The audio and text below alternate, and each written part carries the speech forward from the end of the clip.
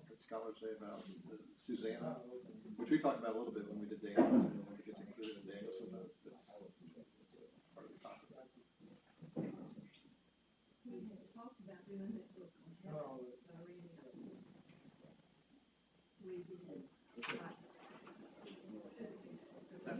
Interesting, because Rubel Shelley just released two books, one on heaven and one on hell, companion pieces. You said Scott always has his, just. Scott made the choices. Why don't you just call him? Ask him what he needs. Yes. That was before they. So you're still smarter than me on this.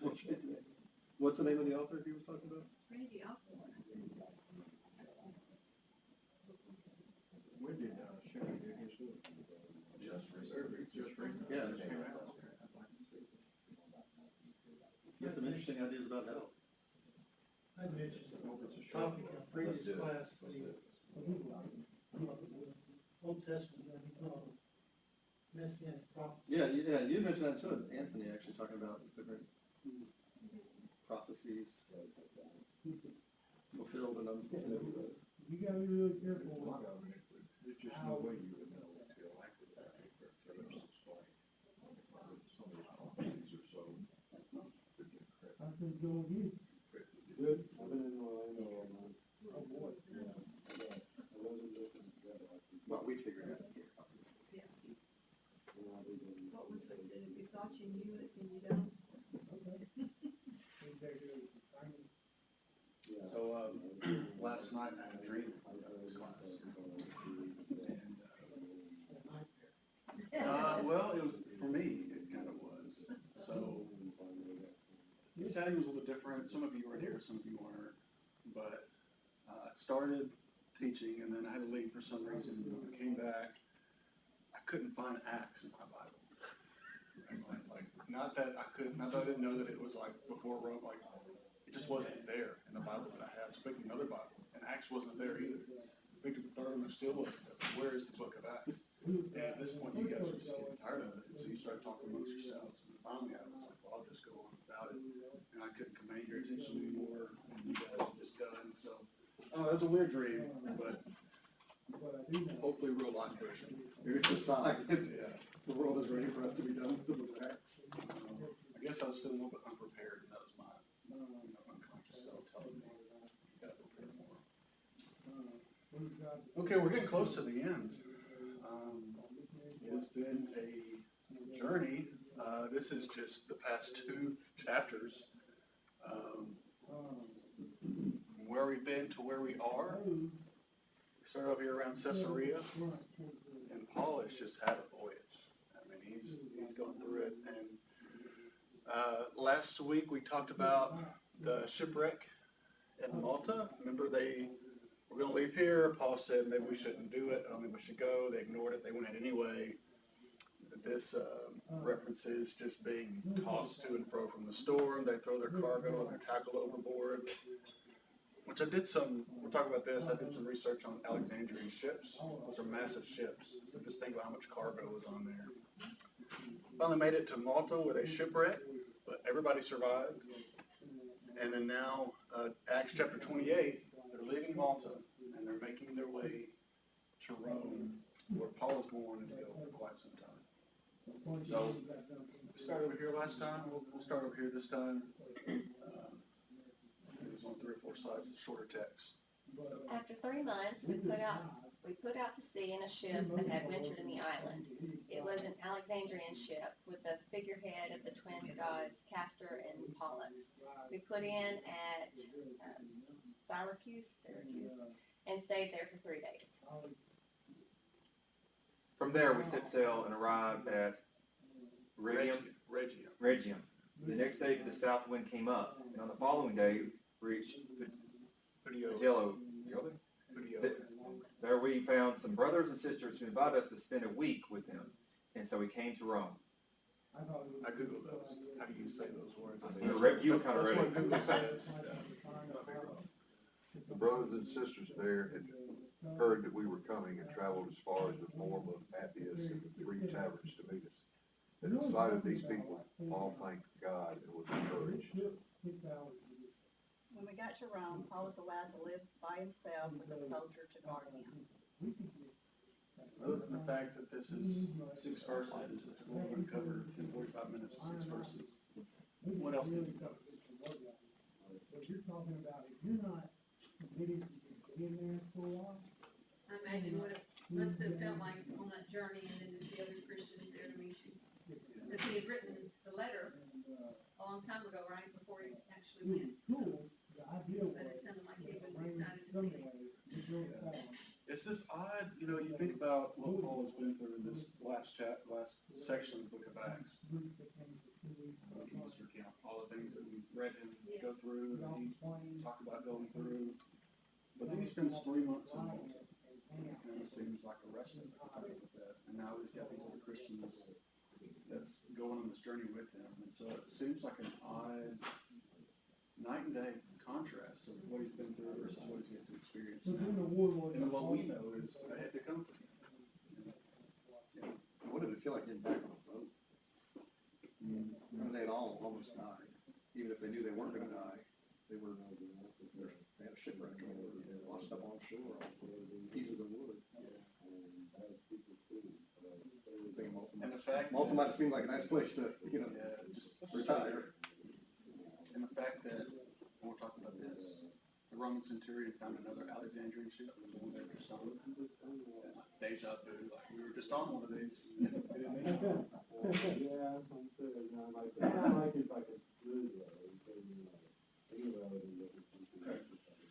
After 3 months, it was likely November, December, January, somewhere around there.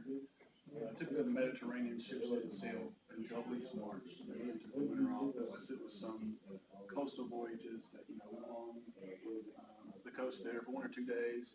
And so I think it's probably around January, February, so it's winter time when they set sail from Malta to head to the next place.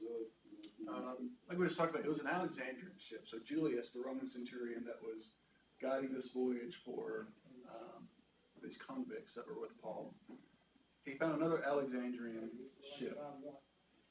And Alexandria was a very important city in the Roman Empire, and it was a major supplier of grain. And so anytime you hear Alexandrian ship, think massive ship. So these, remember last time they were on Alexandrian ship, remember how many people were on that boat? 276, almost 300 people. So that's all this grain cargo. And then say, 300 more people on top of that as well. So these are, so when Luke says Alexandrian ship, the first century readers would have known what kind of ship that was. For us, we can think like one of those transatlantic, like a cargo freight ships, those massive ones you see out in the middle of the ocean. That's what they were riding on, the transatlantic freight liners of their day. Approximately what year was this? This would have been AD 60-ish, somewhere. They were going by Pompeii. Pompeii We'll get was there. destroyed in 79. It was 79. It was before that. It was about 15 years before that. Scholars say. I wasn't there. With the figurehead of the twin gods Castor and Pollux.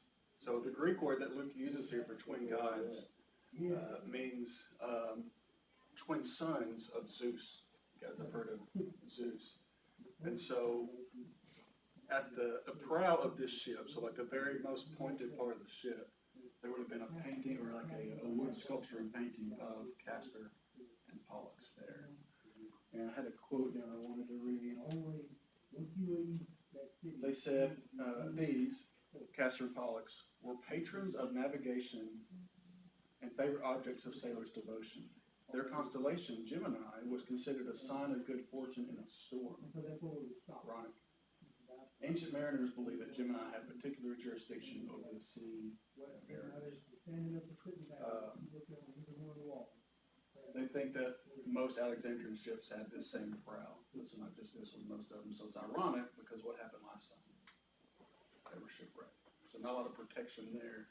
And so I wonder if the people getting on this next one just saw the irony in that these were the Greco-Roman mythological gods that were supposed to protect us in the sea, and last time we got on one of these, we were shipwrecked. But then there's this preacher on board who told us that his God told him that everybody was gonna be saved. We're gonna be alive, and they were. And so these false gods did not deliver what they were supposed to. And so it got me thinking, what false gods do we trust in that don't deliver? And it could be different for everybody, that God of fortune, fame, or relationships, or whatever it is. They require a lot. They don't give a lot. But even when they do give, it's kind of like vanity, like we talked about last Sunday. It's like vapor, and it vanishes away quickly. But the God that we serve, reminded when Jesus was saying, "If you drink of the water that I give, you'll never thirst again. It's living water. And it's there to stay." And so, I don't know if that's what Luke was trying to get at, but that's some practical application that I got from it. These twin gods did not do what people thought they should do, but the true God. I'll give you a couple of facts about Egypt and the grain that they grew there. In ancient time, we visited there and they gave us all this information. In ancient times, Egypt was kind of the breadbasket of the world, particularly for the Roman Empire. The Nile River would flood every year. It doesn't rain in Egypt, maybe an inch a year, so it's almost doesn't rain. But within about 20 to 30 miles of the Nile River, it would flood every year. And that would put enough moisture and nutrients in the ground. So the Nile runs all the way down into central Africa. It would flood every year, bring the water, bring the nutrients, where it became extremely fertile. They could grow grains and cotton, anything else that they needed. And there's a very long area of the Nile Valley that they could grow crops. In modern days, that's why Rome captured Egypt, was just for that purpose. In modern days, they went in and built dams on the Nile River. And when that happened, then the flooding stopped. So then they had to start using fertilizer. And then people who lived 20 miles away from the river started moving in close to the river on the farmland. And now there's not any farmland left, and the land that's there is not any good, except to grow anything much. And now Egypt has to import food for their people because they destroyed the farmland. Why did they build the dam? Hydroelectric power. And they thought that would be good for the country. And, they let the Russians talk them into building the dam. And the big one down in Aswan, the Russians, they leased it basically so they could sell the hydroelectric power. But they were so cheap, they didn't put in any locks. So once you get to that dam in southern Egypt, you can't go into Africa, into central Africa. So it stopped all the commerce going north and south on the Nile River at that dam because there's no locks. But that's beside the point of your lesson, but I just kind of thought it was interesting. We've got 6 verses.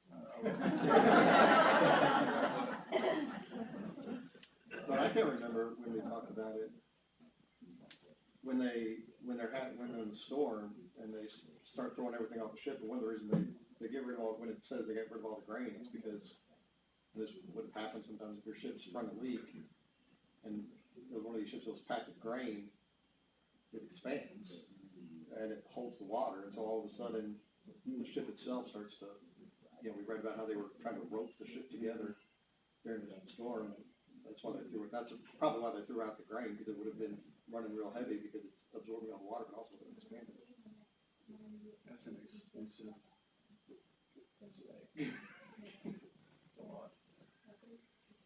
Okay, so it said they're headed to Syracuse. It was the capital of the island of Sicily, one of the most famous cities.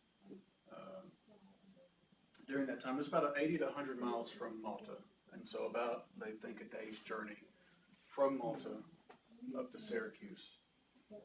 Syracuse, anybody know anybody famous from Syracuse? Recognize this guy?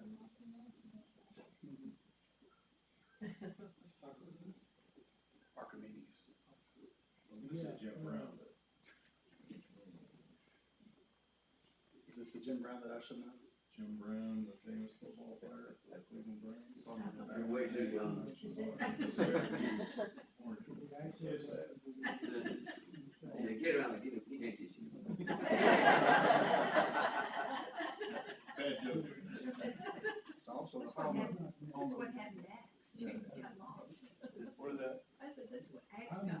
Oh. That's where carrier air conditioning is based out of.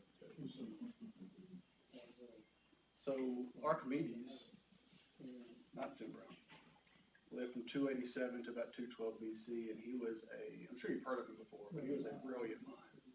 Mathematician, inventor, very famous during his time, and even after that.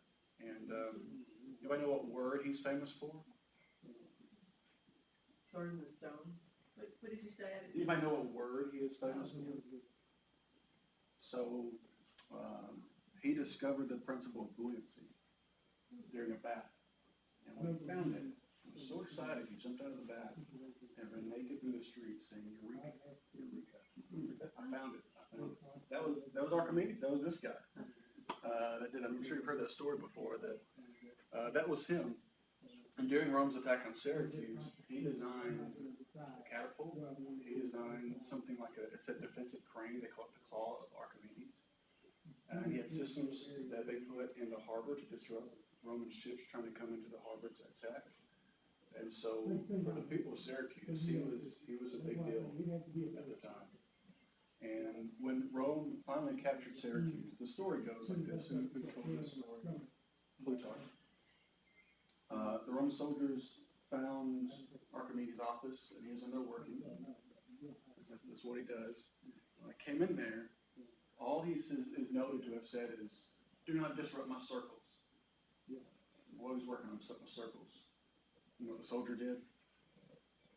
He killed him anyway. But that was the last thing he said: "Do not disrupt my circles." And this story, I don't know if that's true or not, but it's the way that the people of Syracuse saw him. There's just this great inventor, protector of Syracuse, Galileo. One of his works called Archimedes, the greatest of all. This guy's a big deal to Syracuse. And at the time that Paul visits, it's been about 250 years since his death. He still influences, whether directly or subtly, the island or the city of Syracuse. He influenced it. He had a reputation for Greek learning and seeking knowledge and wisdom, and that kind of type. And a lot of his inventions are still in use. But I wonder, how do you think this culture in Syracuse that really embraced Archimedes and that search for knowledge and wisdom, how do you think that might have impacted the preaching? We assume Paul preached where it went. How do you think that might have impacted his preaching in this city? And I'm thinking of a specific verse that Paul wrote in another letter.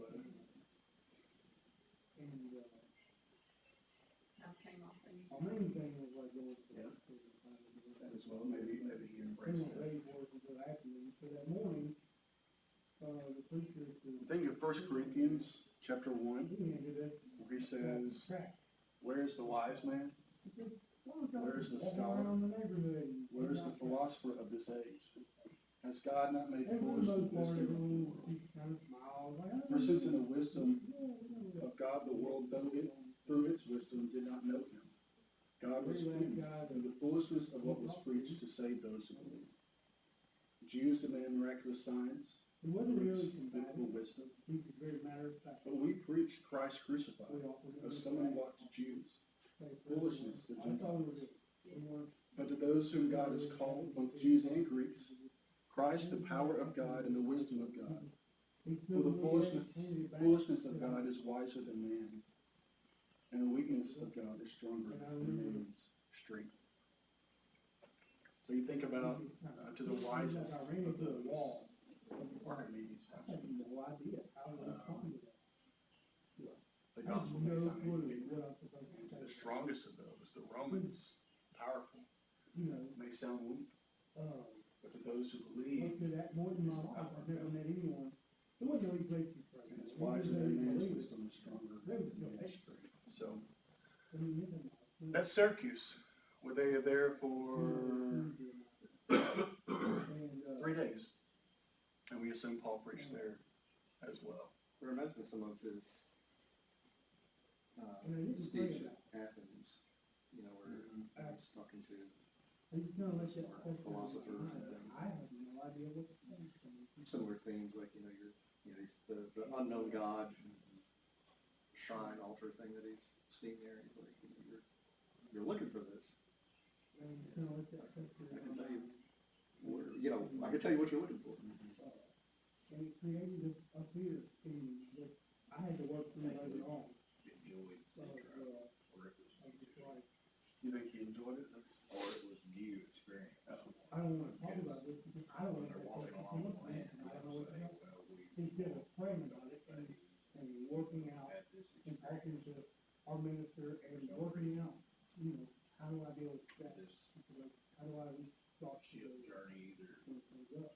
just being out in the ocean caught his interest, or, he knew this, I guess, when he wrote it, really. 30 years later, before I ever actually dealt with it, I It think just seems like 7 years. he goes into a lot more detail here. Yeah, a lot of ancient historians, whether believers or not, they use Luke's account as like valid historical records of maritime travel in the Mediterranean Sea at that time. And the specificity that he uses about the ship looked like this, it had this on the prow, it was this kind of ship, it makes it very valid.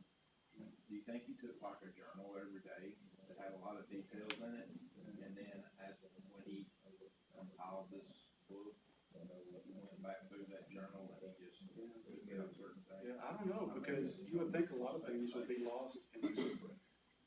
Like if he kept that on the paper every day. You think that would have been ruined in the shipwreck? So I don't know if it's great. I mean, obviously it was inspired as well, so maybe the Holy Spirit felt it in the canvas of his memory that he could remember. There's a lot of detail there. So they stayed in Syracuse for 3 days. Again, the ship probably had to do its business. This is a cargo ship. This wasn't passengers, so they had business to do. Unload the grain, maybe load some more. So they stayed there for a while and waited for some favorable winds, the south winds to come up so they could go north. And Luke doesn't mention this, but scholars say that any first century person familiar with this trip would have known what was ahead, the Strait of Messina. And this strait was known for dangerous tidal currents and whirlpools. In Rhegium, near Rhegium, were the legendary whirlpool of Let's get real clear on what was that? Charybdis. I just wanna be really clear. When you say Christianity, So they say that there were two mythical sea monsters noted by Homer. You've heard of Homer. Two sea monsters lived on either side of this strait. I mean, there are, And I think it was the church is like, Cycla was described as a six-headed sea monster had been, that would snatch sailors off the boat. uh, On the other side, I was, Charybdis was an intense whirlpool, it would swell up water and spit it out. And so, for people back then, this was a dangerous strait they had to go through. phenomenally bad. And in fact, according to Homer's account, Odysseus was advised to pass by Yeah, like, Cycla to lose only a few sailors rather than risk losing the entire very ship. light. So it's kind of like, you ever heard that phrase, stuck between a rock and a hard place? There's different variations of this. That's what they say, that's where that phrase came from. Is you gotta choose the lesser of two evils here. You wanna get snatched by a sea monster, or, get caught up in a whirlpool and have your ship destroyed. Which one? And Luke doesn't mention any of this, but again, scholars say that most people have been familiar with that, especially if they've made this journey a few times. I know people who did. So I imagine, to your point, of people getting back on this ship, knowing we're headed to Rome, we gotta go through the Strait of Messina. That's terrifying again for them. But Luke doesn't mention it. And I wonder if he doesn't mention it because he knows what God has promised. The practice of it He will testify about New Rome, and they know that God keeps his promises, so leads everything to we're not worried about this. I'm not worried about some mythological gods. God's gonna take care of us, but this is somewhat modern day, so I guess the gods aren't there anymore. It looks pretty peaceful, but this was from NASA, a picture from NASA. I'm not sure at what period, but it does look a little treacherous to me. I don't know what's supposed to look like.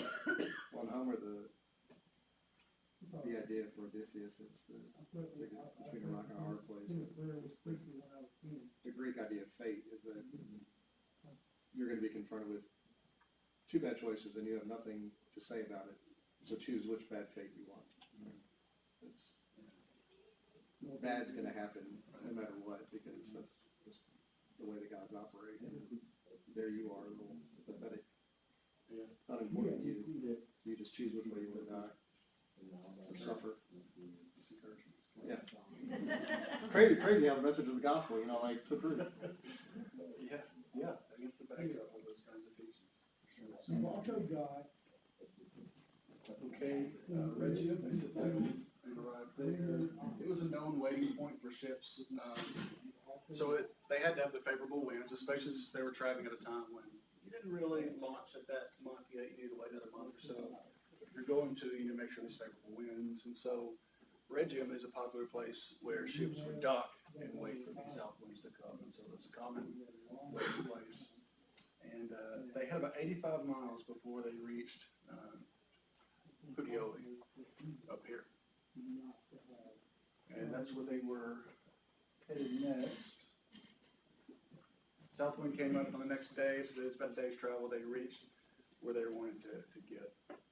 And most ships stopped here instead of going straight to Rome. They would stop in Puteoli and they would walk about 75 miles north to get to Rome. So this was the last of his sea travel. you've got people who are fundamental. I kind of want to wait for him, but sailing along the western coast of Italy here, they would have seen Mount Vesuvius. And this is about 15, 20 years beforehand. So the eruption hadn't happened yet, but they would have known what it is. It was this beautiful mountain. It was lush. It was green. And at the top, it was just kind of flat as any other mountain. It was just flat at the top. And passerbys would have known that's Mount Vesuvius. And I think it was AD 62, there was actually an earthquake that did a lot of damage to Pompeii. Didn't associate it with a volcano, they thought it was just regular seismic activity. And then as Mike said, in AD 79, it disrupted catastrophic, catastrophic damage. But when scholars note Paul would have been in Rome, that was around the time the earthquake would have happened. It would have been close, I don't know if he could have felt it or not. But it was about the same time. And then they get ready. They're just interesting. It has nothing to do with Paul in the story. It's just interesting information that he would have saw it.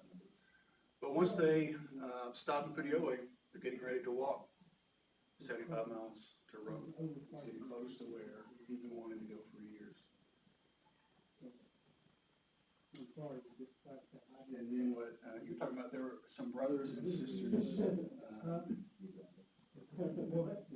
was spending a week with them in Rome. Yeah. I wonder how this occurred. Like, how did the Christians know that Paul was there? Somebody ahead of him coming and saying, hey, Paul's on his way. To me, it shows that the gospel had been spreading. I mean, that there were these Christians, and they knew who Paul was, and he was coming, and it was a big deal. Some of the scholars noted that it's likely there were some people from Rome visiting Jerusalem the day of Pentecost, and likely became Christians and took that message back. And at this point, this was about 28 years after the death of Jesus. And so, if there were Christians here that converted on the day of Pentecost, these are some experienced Christians. Maybe not the same way that somebody a Christian today, who's been 30 years a Christian, would be experienced, because they didn't have this, right? But they've been following Jesus. They believe in the resurrection for 30 years. At this point. And these are the people that Paul is meeting on his way to Rome. I think you're probably right. He wrote the letter to the Romans, several years before this. I mean, that's a dense letter. I mean, as far as like the theology and things like that. It wasn't it's not an introductory level letter. So, And how did they hear about that? They're 70-some miles away. Yeah. God had a way of sending that knowledge out. And that's the answer to anything, right? God was making it work. But today, like it's just such a big contrast from today. Hey, I'm going to Atlanta, my friends are there. I'm gonna call them to one thing. Like it just didn't work like that. And Paul and his companions taking these, let's stay 3 days here. Let's stay a week here. So like even if it was on our way, I don't know when you're going to be there. It's just crazy, the logistics of some of that happens. So, go ahead. I just Googled, so I don't know if it's true or not, but it said the Christian tradition says that Peter arrived in Rome either like AD 42 or AD 60. It said he spent 25 years there before he was killed in Rome, about the same time Paul was killed, So it's like, yeah. which is interesting. I feel like if they would have met Peter, they would have noted that. Well, you know, he just kind of stops in a little bit, just stops, and so we don't know, but you're right, you would think he would have said, So Onfred was dead by the time that they actually got to Rome. I think they'd all, my understanding is when they were both killed by Nero, that it was around the same time, if not the same day, but I don't know. Yeah. Or maybe he was in prison. Yeah. But yeah, you feel like they would have. Well, one of the things that I've read about this part of Acts is that all of a sudden Luke really clams up because of the persecution, and because you might not want to drop any names, and you might not want to, it's speculation, and it has to do with when he actually would have written, when Luke would have written all this down. But with what was going on in Rome, it might not serve them well, the Christians, to actually put a lot of details in there about it. But that's just speculation. So you're saying when he was making notes of this, he was afraid to give too much specificity in the event that he's captured? Well, when this gets written, I mean, it's still Rome, and there's still Christians, and there've been persecution and things like that, and so that's one. The abrupt ending of Acts is one of those things where you're just like, look, nothing. Like Paul's been wanting to come to Rome for so long, and it's like we get there, and he's here for a few years, and that's it. I mean, it's so people try to, I guess, figure out why Luke just stops. So the road they would have taken, once they got off the Puteoli, the road they would have taken is called the Appian Way, or Via Appia. And it was named after this guy, Appius Claudius, what's his last name? Cassius. He started work in 312 BC. Appius was an important Roman official called a censor. He was one of two officials who kept up with the census, oversaw it, and supervised no individual in the 300. One of the commentators, I thought this was interesting. He said, picturing Paul and this whole group of convicts and them walking on the Appian Way, he said, what a sight that must have been. Solemn Roman soldiers, sullen convicts, waiting their trial, and smiling Christians marching on the fame to Appian Way. Again, it's inferring that they're smiling, but to make it to Rome, they're trying to go for years. They trust in the God that's going to take care of them, allow them to preach. Just an interesting visual image. Romans had built this really efficient and elaborate system of roads. All roads lead to Rome, they say. And they even had mile markers. We have an interstate today. I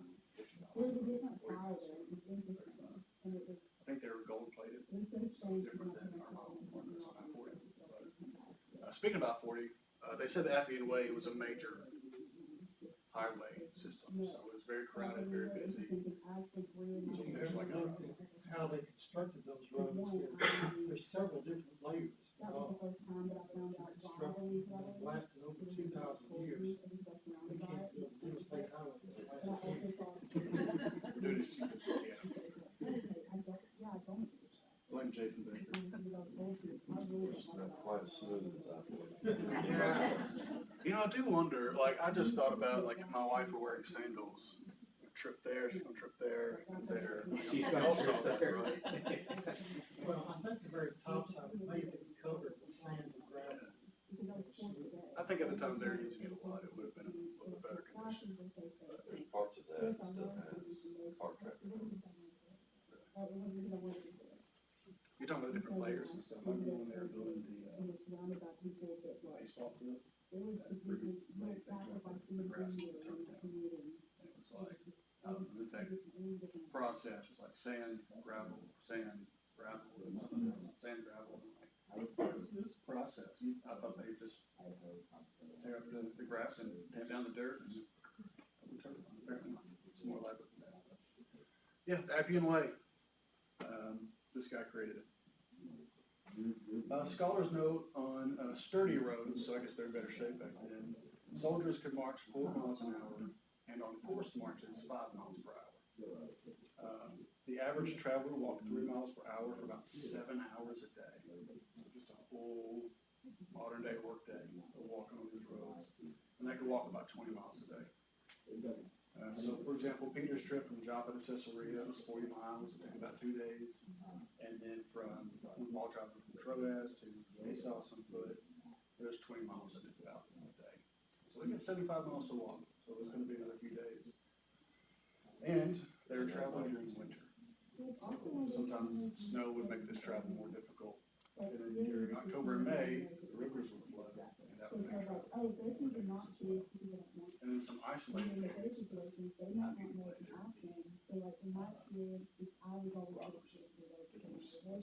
I doubt they had to worry about this.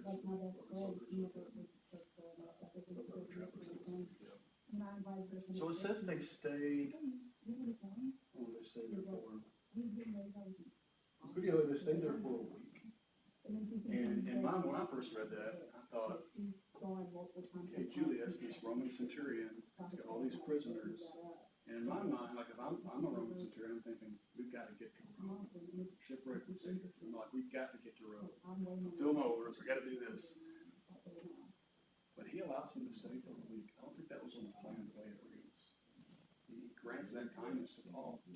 And I thought that was interesting. And so I was just kind of Googling and reading my commentary sets. I wonder why Julius would allow that. And I found this picture. And do you remember when the shipwreck was happening or about to happen? It seemed like Paul was kind of commanding all of this. Like, obviously he'd been shipwrecked 3 times already. He's kind of knew what was going on. So it's like, okay, if you can swim to shore. If you can't, get something, float on something from the ship. And we'll meet on shore. And God has told me that everybody's going to survive. It seems like he's leading the charge here. And I love this picture depicting Paul helping Julius on the land. And so part of me was like, well, maybe that's why Julius was so kind to him and let him stay there for an extra week with the Christians, was because of this. Then, in Acts 27, when we first introduced Julius, the second verse in Acts 27, third verse, the next day we landed at Sidon, and Julius, in kindness to Paul, allowed him to go to his friends so they might provide for his needs. We just met him in verse 2. And so I don't know if Paul had that much of an impact on him that quickly, or if this was just God working to give Paul what he needs in the moment. But David Roper made this quote. It's one of the commentaries I use. Why Julius, the Roman centurion, allowed their journey to be postponed a week when they were so near Rome is a mystery. Did he have business to conduct? Did he have to re-outfit his units as they lost everything in the storm? Was he awaiting orders from Rome? None of these possibilities would explain a break lasting 7 days. He probably agreed to a week's delay as a personal favor to Paul. Surely he was impressed with the apostle. Possibly he'd been affected by the gospel and had become a Christian. He knows other soldiers have become a Christian, like Cornelius and some guards, or some of the Praetorian Guard. But I just thought about these people along Paul's journey that when we read, they don't seem to have a very significant part. But it probably meant a lot to Paul. We know it, that he was encouraged by being able to do those things. And so, people you wouldn't expect to play a part in that. Like we wouldn't have expected Paul to play the part that he played in sharing the gospel. We probably wouldn't have expected the Roman centurion to play a part in getting Paul to Rome and the shape that he needed to be in to preach. So it's just interesting. Who the artist is, no soldier in his right mind jump into the water with a helmet and armor. I think they're just trying to make sure you knew this was Julius. Yeah, I'd be shocked if that stays on. Yeah. I think the ship would have been a little bit bigger too. one of the things about the Appian Way that if the prisoners didn't know about it, the guards would have told them about in general. If you've seen the old Spartacus movie from way back when, at the very end they're all crucified, all the people who rebelled, including, what is it, Kirk Douglas, was he the actor? It was along the Appian Way that the Roman emperor crucified all those slaves from Sparta who had revolted, including Spartacus. And so like thousands and thousands of them along the Appian Way because it was such a popular roadway. And so it was kind of this, and that happened probably about 100 years before this. And so it kind of became this, I mean, they still weren't up, obviously, it was a long time ago, but it was just this legend of, don't cross Rome. And just, it would have been, if you're a Roman soldier and you got a bunch of prisoners, say, hey, you know what this road, you know what's happened here before? Just to convince them to not try anything. 100 years prior to that time, probably, I mean, that generation too. Oh, yeah, they still would have known about it. We still know about that. Yeah. We It know was about it. typical to crucify along the road so that people could see the criminal, whoever it was crucified. And one of our trips to Israel, we were told that instead of being crucified on top of Mount Calvary, there's a road that comes out of Jerusalem right below the hill there. It's not a mountain, it's just a hill. The road right below it. And that's where on the side of the hill, you can see the skull in the rock. You see, it looks like a skull. That more than likely, instead of being crucified on top of the hill, they were crucified at the bottom of the hill along the road.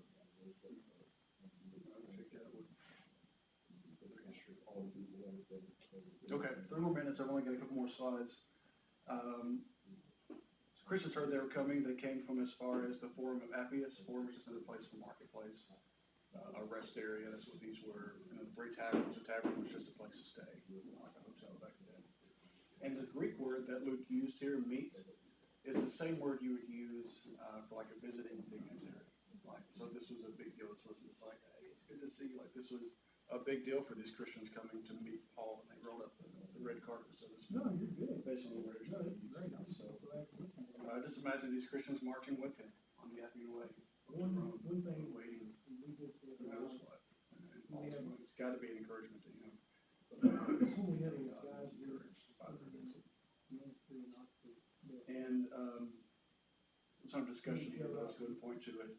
It reminded me of another entry into a major city in Matthew 21. When Jesus had whoever was this getting on the edge of the table into Jerusalem. was waiting And Paul has a similar one. God. These Christians coming into Rome. To the order. And so I found this quote.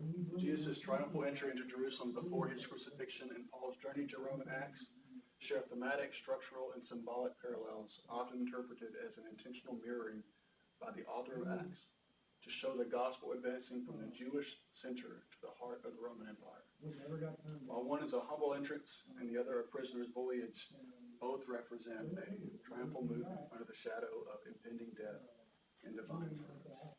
Again, we just keep seeing these parallels of Jesus and Paul. And yet another one here at the end of Acts. Last verse, scholars, this is the last we passage in Acts. It's that being after that, Paul was allowed to live by himself. Verse 30 says like a rented house. It's kind of going. Okay, last series of quotes, and then we'll end for today.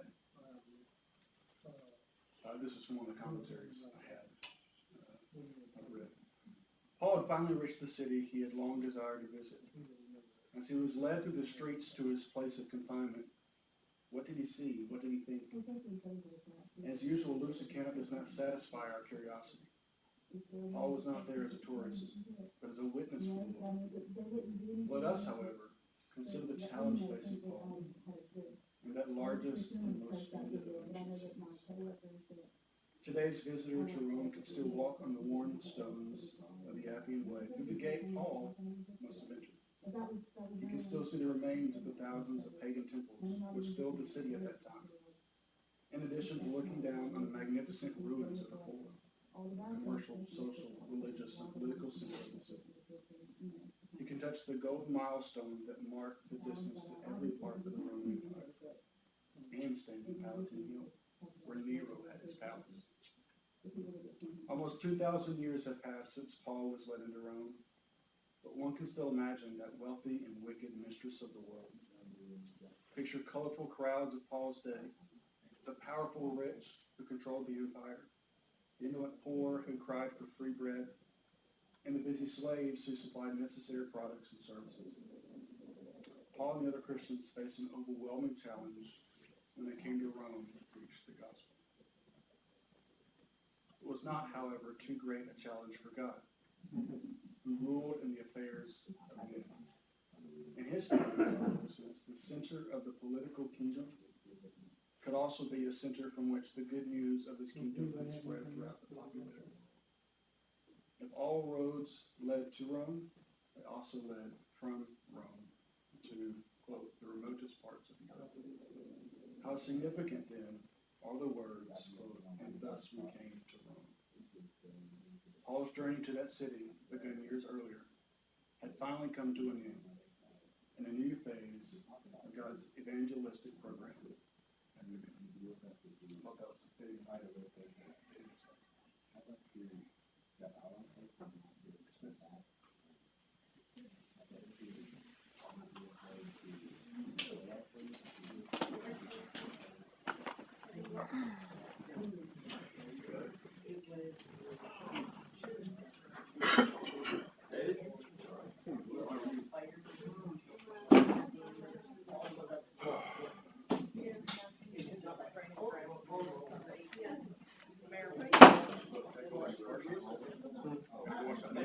On the back porch. Spartacus, you never seen that?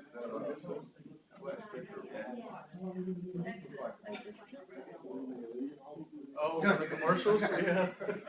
It would qualify. Yeah.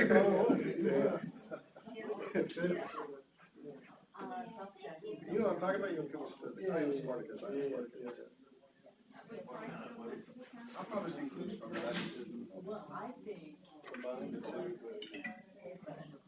Do you remember? Phase years ago, when social media and all the women were like, ask your husband how to never record it. I kind of remember that was a phase, but I mean, I'm like, but that record these husbands. It was good. The more you look at this, it's fascinating. Well, the first part was. The hour that they had, what they were doing, and then eventually. But, I don't think about it equally like it's an hour. yeah. any whatever y'all are having, I think it's.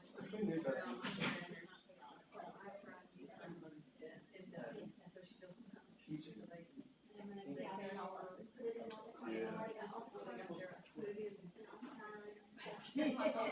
Oh, mom's coming. Yes, Marie came down. And I just put it in.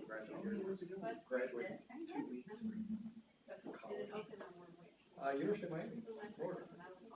Whoa. Coming down there with him? Don't.